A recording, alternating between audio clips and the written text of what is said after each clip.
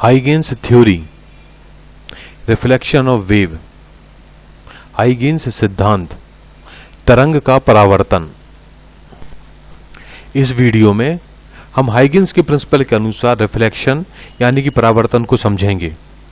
माना कि X Y एक रिफ्लेक्टिंग सरफेस है और इस रिफ्लेक्टिंग सरफेस पर A B plane wave front incident आपतित होती है और यह वेव फ्रंट पॉइंट ए पर इंसिडेंट हो रही है। पी ए और Q B C point A और पॉइंट बी से ए बी पर खींचे गए लंब यानी कि नॉर्मल है।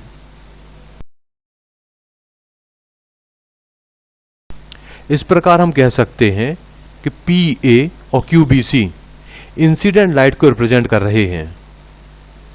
ए एन सरफेस एक्स वाई पर खींचा गया लंब यानी कि नॉर्मल है।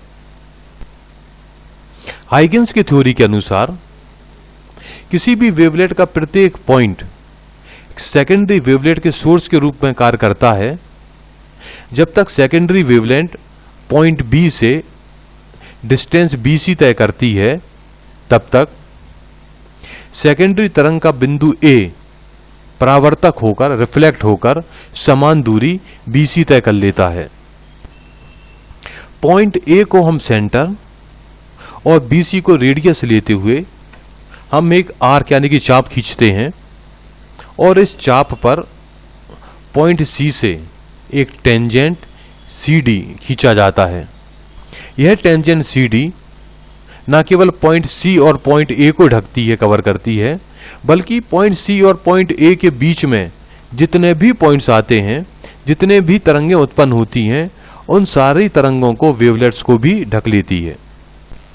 इसलिए हम कह सकते हैं कि CD एक रिफ्लेक्टेड प्लेन वेव फ्रंट है और AD एक रिफ्लेक्टेड रे है। इस डायग्राम में एक बार फिर हम रिफ्लेक्शन को हाइगेन्स प्रिंसिपल के अनुसार देख रहे हैं।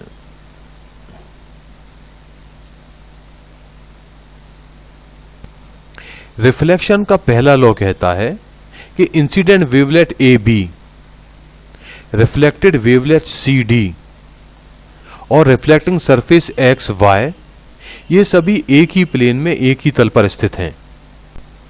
इंसिडेंट एंगल आपतित कोण I ये बराबर है एंगल PAN के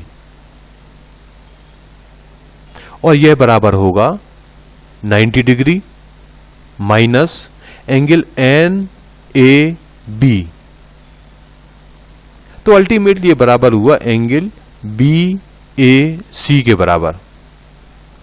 इसी प्रकार एंगल ऑफ रिफ्लेक्शन यानी कि परावर्तित कोण होगा R is equal to angle NAD और ये बराबर होगा 90 माइनस एंगल DAC और ये बराबर होगा एंगल DCA के।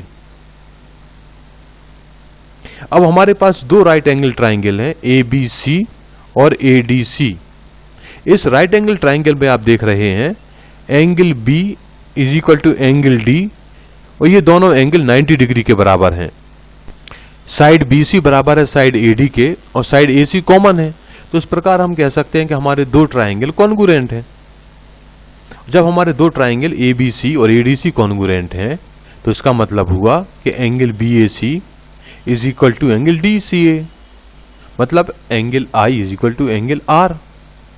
इस प्रकार हमने देखा कि incident angle is equal to angle of reflection. इस वीडियो में हमने हाइगेन्स सिद्धांत के अनुसार रिफ्लेक्शन या परावर्तन को समझा। यदि आपके कोई डाउट्स हो या क्लैरिफिकेशन हो तो स्क्रीन पर दिख रहे ईमेल के माध्यम से कांटेक्ट करें। फिजिक्स के दूसरे वीडियो देखने के लिए स्क्रीन पर दिख रहे वेब एड्रेस पर विजिट करें। थैंक यू, धन्यवाद।